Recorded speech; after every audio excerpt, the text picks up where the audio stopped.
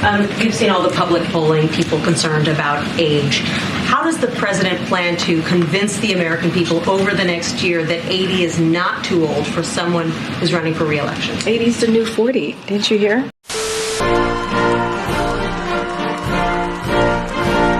Let's get this over with. You're going to pay somewhere between 20 and 40% less than those other countries. Same exact drug, made by the same exact company. Let me close with this. And there's a lot more I know we could talk about. I wish I had a chance to take all your questions, but I'm going to get in real trouble if I do that. From who? We not only recovered all the jobs we lost during the pandemic, we've added millions more. We've seen record lows in unemployment, particularly, and I've focused on this my whole career, particularly for African Americans and Hispanic workers and veterans. You know, the workers without high school diplomas. Our democracy is under attack. And we got to fight for it. I taught at the University of Pennsylvania for 4 years, and I used to teach political theory. And folks, you always hear every generation has to fight for democracy. President Biden calling himself a professor yesterday, again. Despite never teaching a single class, he was given the title Benjamin Franklin Presidential Practice Professor at the University of Pennsylvania, an honorary role that paid him nearly $1 million. Because the country should know the facts. They should know the choice between Bidenomics and MAGAnomics.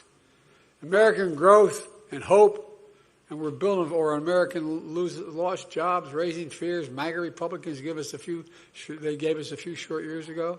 The last 2 months are seeing a revision of 3 digits, minus 110,000, and we know that there has been benchmark revisions. A survey by Lending Club found 61% of adults reported barely making ends meet in July. That's up from 59% compared to the same month last year. That's a lot of people, 61%. The inflation big picture telling a much different story, though. Take a look. Overall inflation is up nearly 16% from January 2021 when Biden took office to last month. Grocery prices also up nearly 20%. I believe that transition should be fair and a win-win, for auto workers and auto companies. But I also believe the contract agreement must lead to a vibrant made-in-America future. On my watch, the deficit already has fallen by over $1 trillion. $1 trillion so far. I signed legislation to reduce the deficit by another $1 trillion over the next decade. We have lots of deficits here. Interest rates are very important. The Treasury, of course, is going to have to wake up. Last I looked, $1.62 trillion deficit for the first 10 months of this fiscal year. Unbelievable. And interest on the debt this fiscal year, 10 months in, is already up 15.5%. 15.5%. Even though America, as we met here today, has the strongest economy in the world. Let me say that again. America has the strongest economy in the world of all major economics. And all they do is attack it. 30% of Americans in this poll say things are going well. Today, Sarah, 7 in 10 Americans say they're going badly.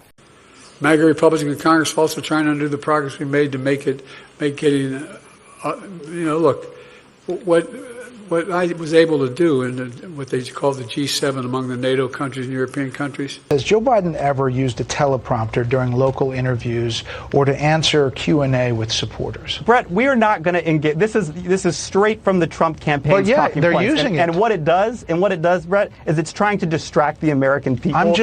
They're using it. They talk about it every day. Can you say yes or no? That's because they talk about it every day, Brett, because they don't have a coherent Well, you have an answer. Yes or no? Brett, they talk about it every day because they don't have a coherent argument for why Donald Trump deserves re-election, deserves 4 more years. We know that he lied to the American people. We know that he has not shown leadership during this crisis, and they are desperate to throw anything they can against the wall to try to distract from that fact. I understand, but you can't answer the question.